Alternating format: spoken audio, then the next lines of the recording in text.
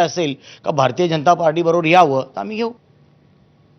200 कोटींच्या अफरातफर प्रकरणामध्ये कोठडीत असलेल्या सुकेश चंद्रशेखरनं अभिनेत्री जॅकलिन फर्नांडिसला हेलिकॉप्टर गिफ्ट दिल्याचा दावा केलाय. तुरुंगातून त्यानं पत्र लिहत एअरबस एच सिरीज हेलिकॉप्टर हे व्हॅलेंटाईन गिफ्ट दिल्याचा दावा केला. अभिनेत्रीला लिहिलेल्या या पत्रामध्ये तिचा उल्लेख बेबी बोम्मा जॅकलिन असा केलाय. त्याबरोबरच तू माझ्याशिवाय अन्य कोणाचीही होऊ शकत नाहीस असं देखील त्यानं या पत्रामध्ये म्हटलेलं आहे.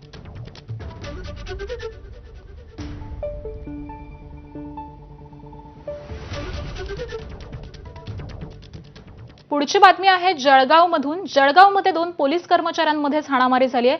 चोपडा ग्रामीण पोलीस ठाण्याच्या हातेड परिसरामध्ये ही हाणामारी झालेली आहे.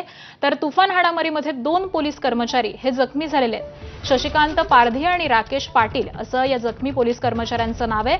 धुळे इथल्या खासगी रुग्णालयामध्ये सध्या त्यांच्यावरती उपचार सुरू आहेत.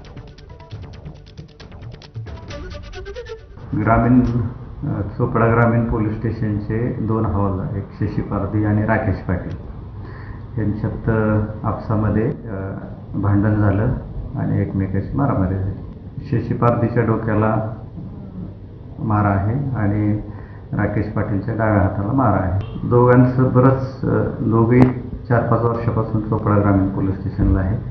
आपसात हे विधावे आहेत. काल ड्युटीवरून थोडा वाद झाला होता. बातमी आहे वर्ध्यामधून.